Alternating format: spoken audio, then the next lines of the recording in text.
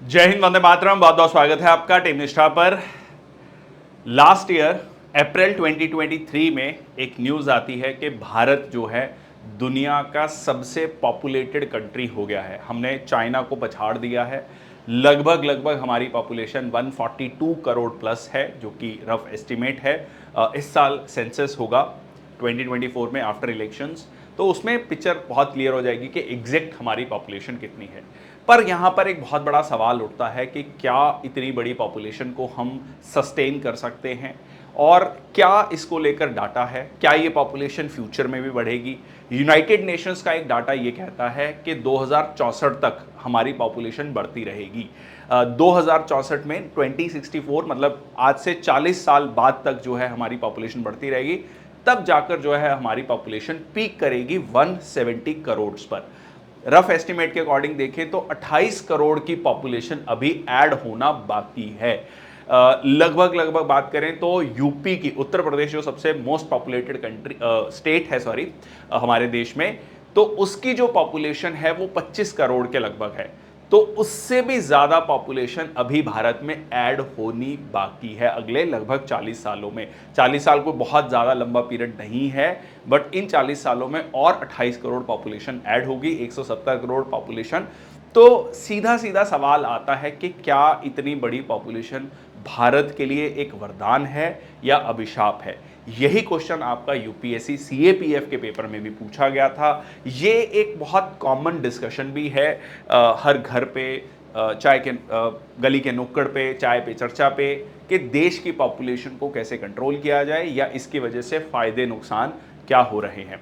So large population of India is more of a bane than a boon. वरदान से ज़्यादा बड़ा ये अभिशाप है।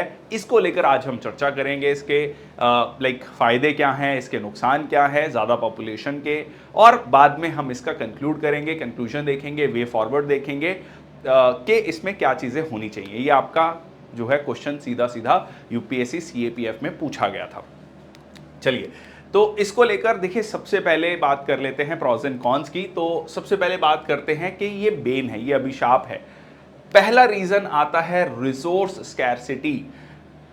142 crore, forget about 170 crore population, 142 crore population को सफिशिएंट अनाज देना, उनको हेल्थ प्रोवाइड करना, एजुकेशन प्रोवाइड करना, एक सम्मानजनक जीवन, रोटी कपड़ा मकान भी एडिक्वेटली प्रोवाइड नहीं कर पा रहे हैं। Trust me, this is a reality.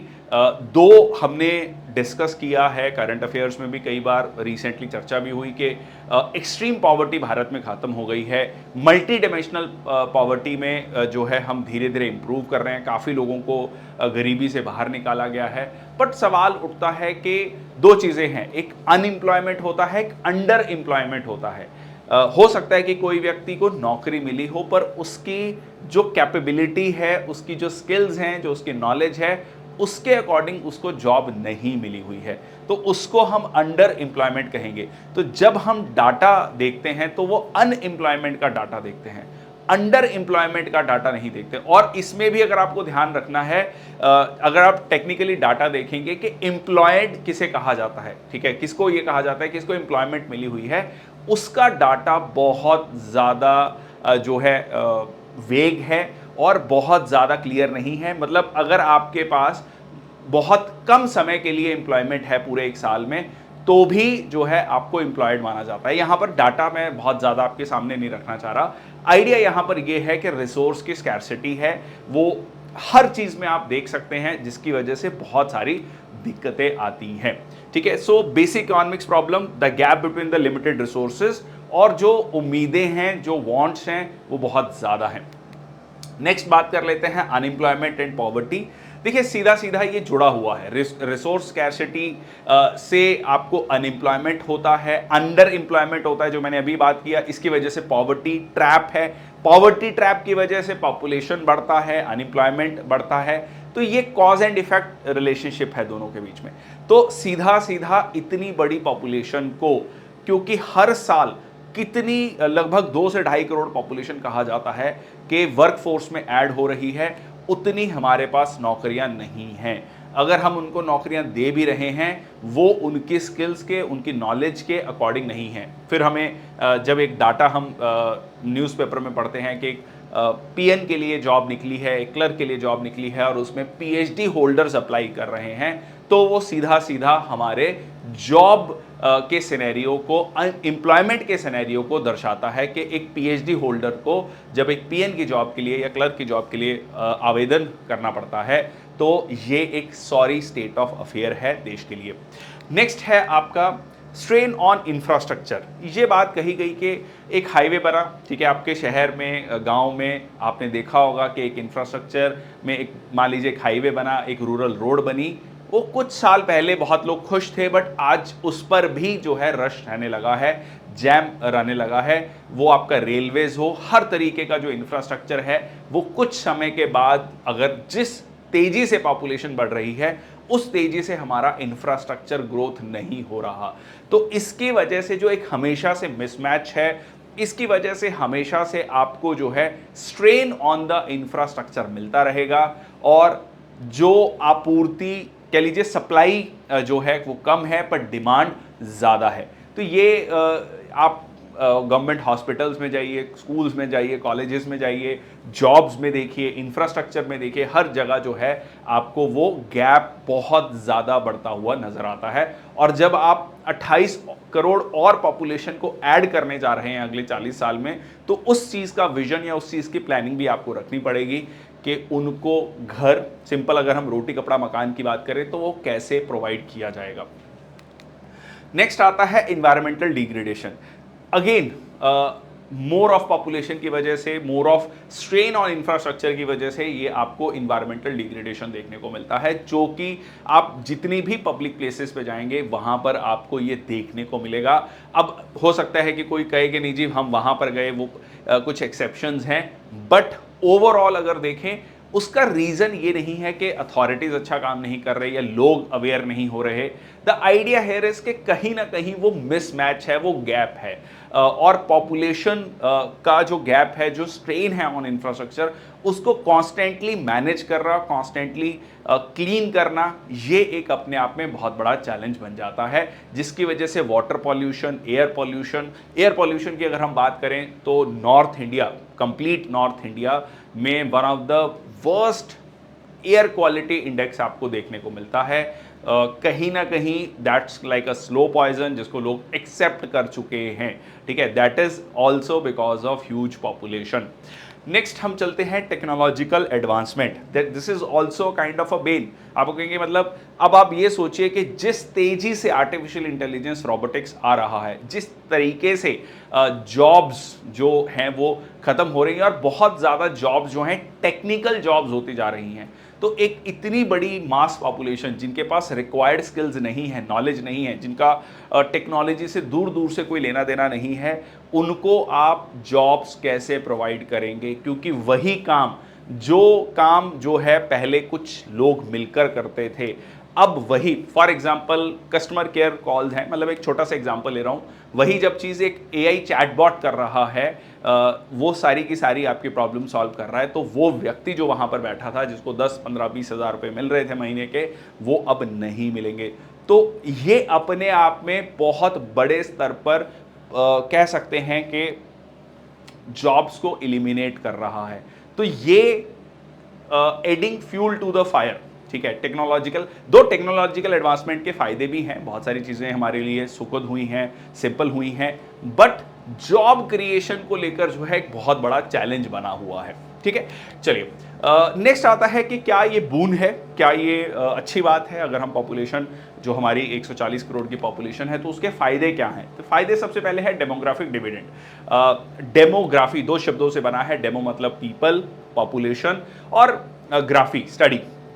तो अगर आप पॉपुलेशन को देखेंगे तो ये जो हमारे पास ह्यूमन रिसोर्स है, इंडिया में जो मीडियन एज है that is around 28 years, which is 10 years less than the China's median age. इसका मतलब ये है कि हमारी जो पॉपुलेशन है वो काफ़ी यूथफुल है, और इस पॉपुलेशन को अगर रिक्वायर्ड स्किल्स नॉलेज दिया जाएगा तो अगले 25 साल में जो हम बात कर रहे हैं डेवलप्ड इकोनॉमी बनने की, वो काफ़ी पॉसिबल हो सकता है अगर उस ह्यूमन रिसोर्स को सही तरीके से पोटेंशियली देश के लिए जो है इस्तेमाल किया जाए, और एक डायरेक्शन, सही डायरेक्शन मिल सके।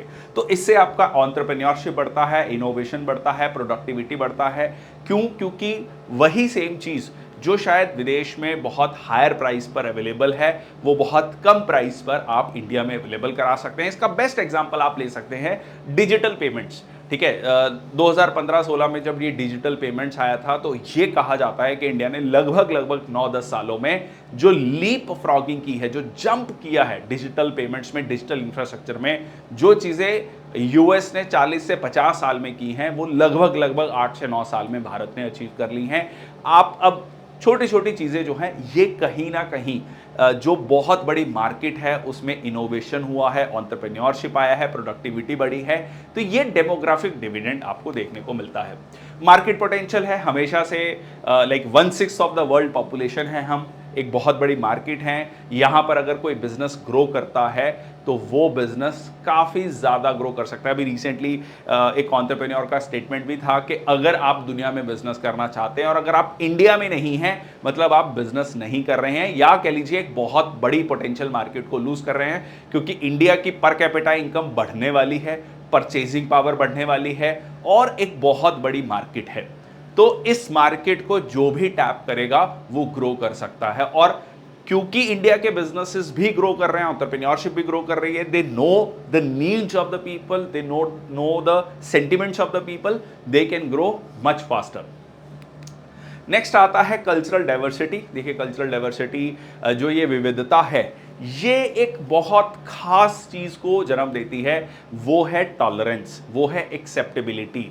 देखिए, बहुत सारे देश जो हैं वो एक बहुत यूनिफॉर्म तरीके से, बेशक वो रिलीजन हो, लैंग्वेज हो, कास्ट क्रीड जो है उसको लेकर अगर हम देखें तो वो एक यूनिफॉर्म पॉपुलेशन को रिप्रेजेंट करते हैं। खासकर यूरोप के बहुत सारे देश, उनके लिए बहुत विचित्र बात होती है कि इतना बड़ा देश, इतनी डाइवर्सिटी कैसे मैनेज हो रहा है। But that is exactly the potential, और that is exactly the strength of our country, because we are ready to accept lot of ideas. ठीक है, बहुत सारे कन्फ्लिक्टिंग आइडियाज़ को हमारे यहाँ पर जगह है, और इससे हो क्या रहा है, इससे जो डॉगमेटिक बिहेवियर कहा जाता है कि नहीं ये ही व्यू पॉइंट चलेगा, ये भारत में आपको बहुत ज़्यादा नहीं मिलता है। हम बहुत सारे व्यू पॉइंट्स को साथ में लेकर चल रहे हैं, और इससे जो है एक्सेप्टेबिलिटी बढ़ती है as a country, as a हमारे कह लीजिए market, as a entrepreneurship, as a companies, हम लोगों को, लोगों की नीड्स को समझ पाते हैं। तो ये एक बहुत बड़ा जो है हमारे लिए पॉजिटिव पॉइंट है। नेक्स्ट आता है इंक्रीज प्रोडक्टिविटी।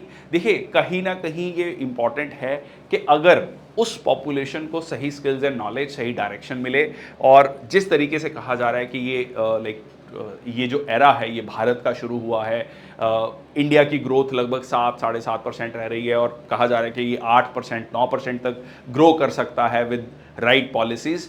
तो अगर हमारी ये प्रोडक्टिविटी बढ़ती है, ये ओवरऑल काफ़ी अच्छा होगा, क्योंकि हमारे पास बेस बहुत अच्छा है। Exactly what the China did. China के पास पॉपुलेशन ज़्यादा थी, तो लो मैन्युफैक्चरिंग कॉस्ट, बहुत सस्ते दाम में उन्होंने अपने यहाँ पर सामान बनाना शुरू किया, पूरी दुनिया का वो मैन्युफैक्चरिंग हब बन गया। Exactly that India can replicate in our country.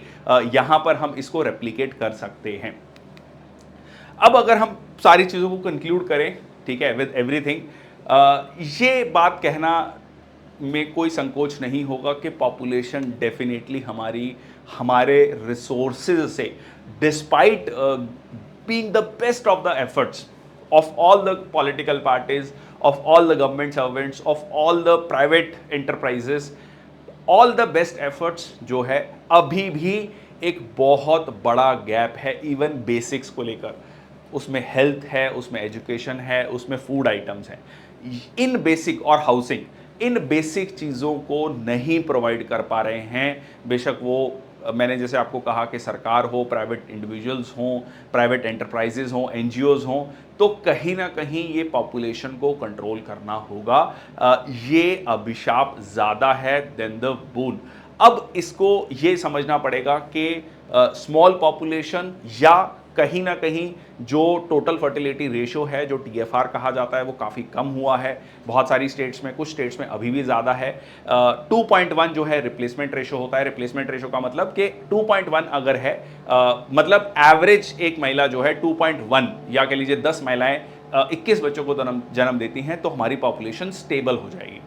तो अब धीरे धीरे अगर आप देखेंगे कई राज्यों में ये टीएफआर 2.1 से भी कम हो गया है, कई जगह 1.9 1.7 है।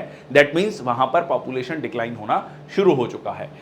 तो ये एक बहुत बड़ा कंसर्न है। With all the right policies, again human resources को जब तक डेवलप नहीं किया जाएगा with the right physical infrastructure and digital infrastructure, तब तक ये एक बहुत बड़ा बेन है रादर देन द बून, क्योंकि ये डेमोग्राफिक डिविडेंड, डेमोग्राफिक डिजास्टर हो सकता है। आपके क्या व्यू पॉइंट्स हैं ज़रूर लिखिए कमेंट सेक्शन बॉक्स में।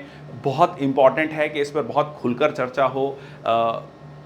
और क्या लगता है आपको कि इसमें कौन कौन से पॉइंट्स हैं जो हमने ऐड नहीं किए हैं या हमने मिस कर दिए हैं, वो भी लिखिएगा। और इसको अपने वर्ड्स में एक ऐसे के फॉर्म में लिखने की कोशिश कीजिए, 300 शब्दों में इस पूरे के पूरे ऐसे को या इस पूरे टॉपिक को, आर्गुमेंट राइटिंग को आपको लिख के देखना है। बहुत बहुत धन्यवाद। Thank you so much. जय हिंद, वंदे मातरम।